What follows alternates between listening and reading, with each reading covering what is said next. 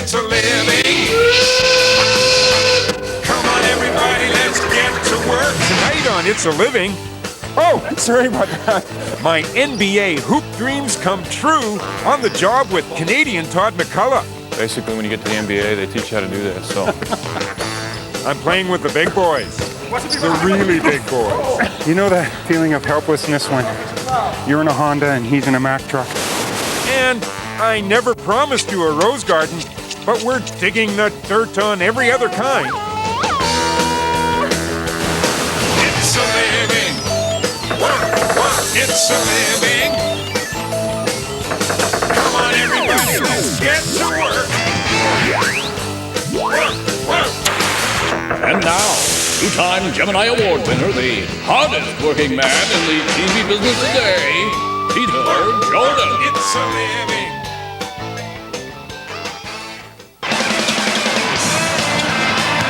That's Todd Macculloch, one of the 4 Canadians in the world living an American dream. He's playing in the NBA. And as we're about to see, that can be a tall order. It's a fast-paced, high-flying, body-blocking work world populated by big men.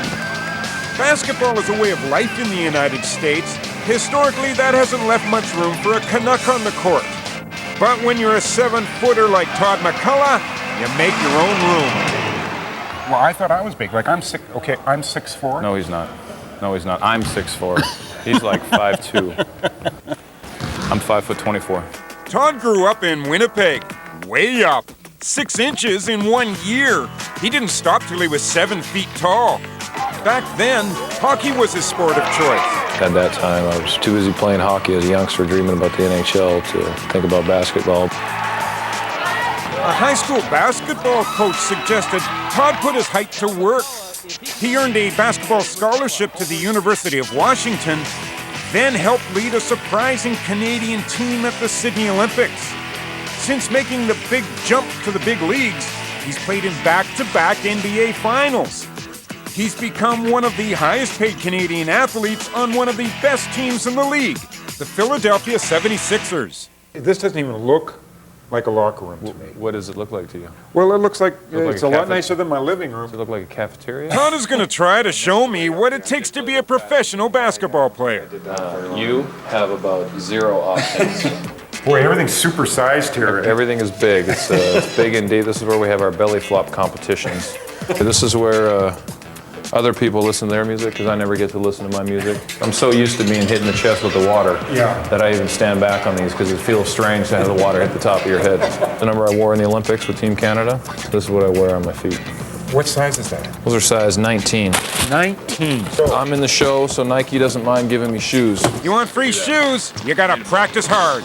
But one of the things that we work on every day is hand-eye coordination. So the bigger object you find, it's actually easier to learn on a big object. So basically, when you get to the NBA, they teach you how to do this. So it's halftime entertainment. Get out of town.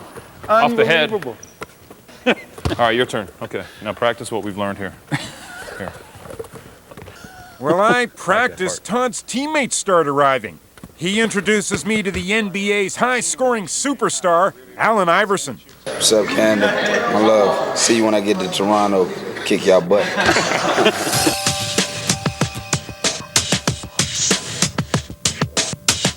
A lot of people want to go out and work on what they're good at, but really, to be at this game, you really can't have a whole lot of deficiencies. Overall, everyone is a good basketball player. They can all shoot, they can all pass, they can all rebound, they can all run, and it's a complete game.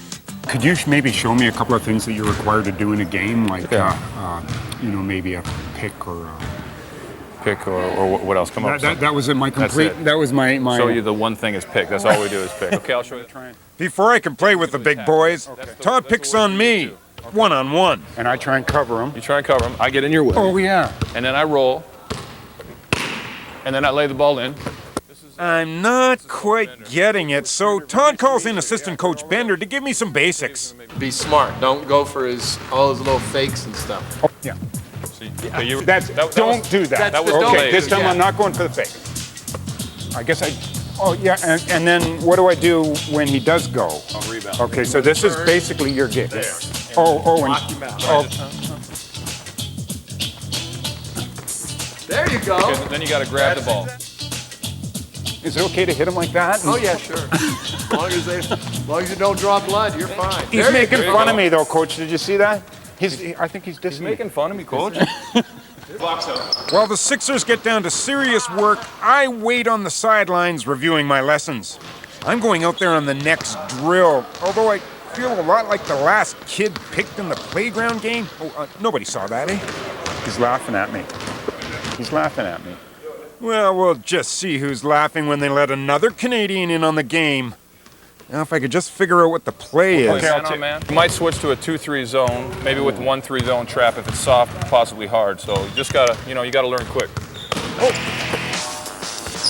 Oh, sorry about that. Nice ball fake. Pick, we're gonna pick. Good decision. Welcome to the NBA. Right until then. I think you might have got a finger on that one. All right, next basket wins. You can't be on your knees yet. We just started. Oh, that was offensive foul. You know that feeling of helplessness when you're in a Honda and he's in a Mack truck? After practice, Todd takes me out to sample his other obsession. World travel has taught him one basic truth. The U.S. doesn't do it right. Australia, I didn't think were all that good. Only Canada makes a good Slurpee. It's not a cultural phenomenon like it is in Winnipeg. Whatever you do, you get a Slurpee. A couple times a day. This would look broken in Canada. But Yeah, this it doesn't look like there's doesn't- enough ice in it. This is me and Todd. There it is. Sums it right up there. See, that's just not right. It should take about 1,000, 1,000. You work around 4 or 5. See, it's a different technology, and I think it's a little bit backwards. Oh, See, what is that? That looks like shaving cream, doesn't it? There's a difference. There is a cultural difference, and I want the world to know about it. So, you ready? Yeah, where are we going? We're gonna go get a Philly cheesesteak. Oh, there's another cultural difference that Todd wants the world to know about. Philadelphia's exotic dining. That's the belly filler right there. Well, you seem to have settled into the States, but I guess you've been down here for a while. I still love Canada. I'll always be Canadian. I go back whenever I can, but throughout the year, throughout the basketball season, America's been very good to me. Here we go. No way. What are you doing with the knife and fork? Oh, you don't have a knife and fork? Put those away. Those shouldn't even be in the restaurant. It's like 10 cows in here. This is really good. Oh, Careful, don't burn yourself. The whiz is pretty hot. As you can see, it's steaming. the whiz has got me. How's your belly feel? I may never walk again. You look good. I can't fit my jacket around me. Next stop, one of the hundreds of charity events Todd does every year. It's one of the things he loves about being a basketball player. The Sixers are pretty involved in the community, and so there's a lot of things that need to be done, and this is one. Today's event is for new inner-city playgrounds. Todd does so many charities, he's won the NBA's award for community involvement. I remember growing up in Canada, basketball's not the biggest thing. Everybody's playing hockey. It's important that we're put in these positions, and we are busy a lot of the time, but in the time that we're not, there's a lot of people that want to have us involved in the community. Come on, let's go. Let's win this game. Let's win this game. 5. He shoot too. Whether you like it or not, people do look up to you for the position that you're in and the organization you're a part of. So we'll see you there tomorrow night, huh? A lot of people would say, expect maybe, Canadian-born guy to be like a fish out of water down here, but you just fit right in. It's easy when people are so nice to you everywhere you go. Go Sixers! Go Sixers! Oh, jeez, I'm late. 2 hours before the game, Todd said be there 2 hours before, don't be late. Oh, jeez, sorry, I'm late. Sorry. Don't you know we're playing the Jazz today? Sorry. This is like your one chance. You're just going to stroll in whenever you like? I am so nervous, I can't tell you. You know what? Don't worry. If somebody asks for the ball, you just pass it to them, right? Now get in and get changed. Okay. The players are already having their pictures taken for tonight's telecast. I just make it. I need one. All right, my job clear. Feed Todd the ball when he calls for it. Turns out it won't be in the game. I'll be feeding it from the sidelines. I'm the honorary ball boy. I guess the coach must have seen me practice. What he didn't see was my errant pass that just beamed him in the head.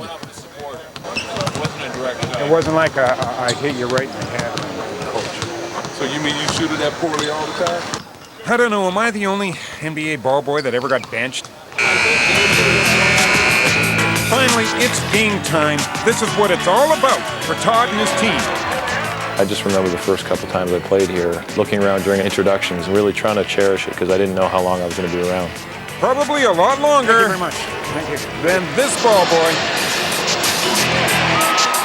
Couldn't think of a better job. I mean, you go from playing when you're a youngster to playing in college, and when you get to the NBA, it's like you're doing what you were doing before, but now you're making a lot of money doing it, so it doesn't really seem like a job. It's just something that I've done, and all of a sudden now, you know, I'm picking up a paycheck for it. So yeah, I love my job.